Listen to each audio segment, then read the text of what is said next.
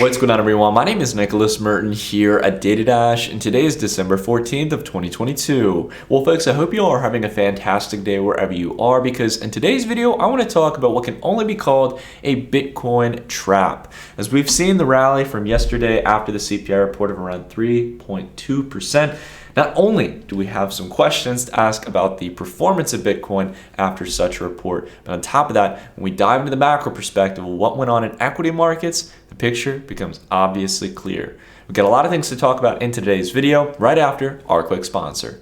And our sponsor for today's episode is our long-term partner, Integral Size. Size is a decentralized exchange that allows DeFi traders on Ethereum and Arbitrum to swap with full MEV protection, zero price impact, and zero impermanent loss for liquidity providers.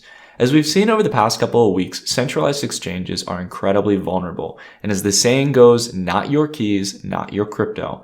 But if you want to trade crypto, build up or scale out of positions, or even execute large trades without the risk of utilizing centralized exchanges, you may want to consider trading on Size. Integral Size is 100% self-custodial, trading on-chain, with no centralized entity or third-party custodian able to access your funds and without middlemen messing with your trades, including arbitrageurs. It's pure, simple, fair, and secure.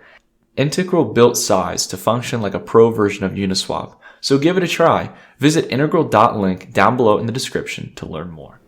Alrighty, everyone, so let's go ahead and kick off the update. If you enjoyed the video, drop a like. It's one of the best ways you can support the channel. And let's start off with some positive news outside of our core topic, and that is the news that Sam Bankman-Fried, or SBF, has not only been arrested, but was denied an over $250,000 cash bail offer. This is definitely a positive sign in the right direction. And to be honest, at the end of the day, the damage is already done. I'll hit on that in just a minute, but at least hopefully there can still be some justice served, where it seems that so many high-level criminals are able to just get away with what they do. But my rational side also reminds me that at the end of the day, if you get the best lawyers out there, you will be protected to a large degree. And with SBF having Ghislaine Maxwell's lawyer at his side, you know, Ghislaine Maxwell, the right-hand woman to Jeffrey Epstein, I think, again, we can understand that justice may not be served to the fullest.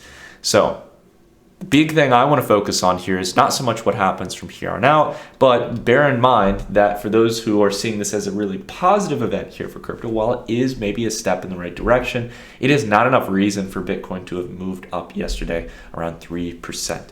The damage that SBF will have ever done in his career has already been done. He is shadow banned essentially from the space. He has made his millions, and him affording a lawyer like Mark Cohen in this case is proof that he's got millions on the sideline that he's not talking about. A lot of the people who walked away causing a lot of damage in this cycle have got plenty of money, and the damage has already been done. So let's just put that out of the way here, right? Again, hopefully justice is served to some degree, but the big thing I want to focus on is really what I would say is quite lackluster performance, not just in Bitcoin, but in the broader equity markets. Because yesterday, we got what was seen as supposedly a very big upset. When we take a look at the headlines here, we can see that annualized inflation was at 7.1%. Month over month, though, the CPI only came in at about 0.1%. This is definitely a positive sign. After the past 4 months, month over month had seen increasing rates of inflation upwards towards around 0.4 to 0.44% per month. So this is definitely a step in the right direction, and it showcases that the Fed's tightening methods are working. It is starting to contract monetary policy and therefore contract the symptoms of inflation in the economy. So while this is definitely a very good step in the right direction, though, we started to see some really interesting price action. As the CPI came out before the market opened in equities, we started to see a very positive reaction at the open for equities. For example, the Dow Jones opened up around like 1% yesterday. The S&P 500 gapped up and opened around 1.5%. And the NASDAQ opened up a whopping 4% at the open of the morning. But if you take a look at the charts that we just scanned over, and I'll run through them again, the Dow Jones closed out with only a 0.3% gain in price, fading the vast majority of its gains throughout the day. The S&P 500 only up 0.7%, a really ugly red candle here. And to top it all off, the previous biggest gainer here, and still the biggest gainer for the day, the NASDAQ, what was previously up around 4.5% at its previous highs, down all the way to just a 1% gain. Now, what's going on here? Because I gotta say, if you're looking at the headlines, that was a really positive upset, meaning that it at least signaled that the Federal Reserve is on the right path and that inflation is continuing to move down. If you think about it, a 0.1% month-over-month increase in inflation, if you have that annualized, you're well below the Fed's target in about a year's time, right? So what's going on here, right? Isn't the Fed doing the right thing? Aren't we taming inflation? Well, let's go ahead, dive a little bit deeper than what most people are doing. If you actually take a look at the CPI report, we covered this in the Dash Report group yesterday after the event went live and we got the data. The major thing that we need to understand is that the thing that's been helping to get this metric down, right, when we're taking a look at the broad CPI measure and not the core CPI, which was still 0.2%, double the amount of increase that we got month over month from the traditional CPI reading, we can see that the vast majority of the benefit came in. It was masqueraded by a decline in energy services and energy prices. Electricity prices down 0.2%. Utility, pipe gas service down 3.5% month over month. And on top of that, we can go up here to the other energy-based section, right? Gasoline down minus 2% in a single month. Right? And while we have to consider this is definitely good, right? Energy has been a huge part of inflation over the past couple of months and really over the past year for that matter. I want to go ahead and talk about another important dynamic, and that is that inflation cannot just bring down energy-based commodities, which bear in mind, as we'll take a look at later, can increase or decrease on a dime in a given month due to macro factors such as oil production, natural gas production, and demand in those economies due to weather conditions. But take a look at some of the other measurements here. Shelter costs up 0.6% month over month. Up here, fuel oil still 1.7% higher. And if you take a look at food prices, up 0.5% month over month. That is still upper single digit annualized inflation for food products and shelter costs. A lot of this inflation is sticky. The reason being is because at the end of the day, food producers are still not able to keep up with the heightened demand and consumer spending in the economy. And on top of that as well, when it comes to shelter costs, you're locking in your lease with your landlord. Or you've already taken out specific mortgages at these heightened rates. Both of these dynamics are going to keep inflation suspended to a degree. There are things that unfortunately the Fed doesn't have as much of an effect on with its monetary policy. So the Fed has to go above and beyond here if policy decisions are not going to be made. If something doesn't happen within the global supply chain or within the actual economy, they need to cripple demand. And we can still see that month over month, there are some really ugly numbers here. While we are getting some negative readings here on things like used cars and trucks, on fuel prices, this is all great, but it's a part of the equation. And until we really start seeing months of deflation, where we get negative readings, we are not out of the woods just yet. Now, here's a big thing that I want to talk about. And again, this is really the ultimate reason here why most of these gains were faded. The market knows that it shouldn't jump the gun here. Smart money took advantage of any buyers who were buying in the morning. They completely unloaded. They bought put options, made a single day trade, and made tons of money. And you want to know why? Because they know that the only thing that matters is what Jerome Powell and the Federal Reserve come out with tomorrow. While we may think that this is a positive thing and everyone's jumping the gun to saying, oh great, now the Fed is going to be doing a lower rate hike overall regimen for its monetary policy. Maybe it's going to cut off 25, 50 basis points. And in fact, on top of that, they're going to start to reduce interest rates here, perhaps even as early as Q2. What kind of delusion is this? There's so much optimism that the Fed is just going to pivot course here, that we've been bearish for too long, and that they're ready to come in and save the day. But the fact of the matter is that as we go throughout this, we have still not seen month-over-month declines that are in negative territory. We should be seeing deflation at these kind of interest rates, and we're not. We're seeing prices stay right about where they are. Housing prices still remaining elevated.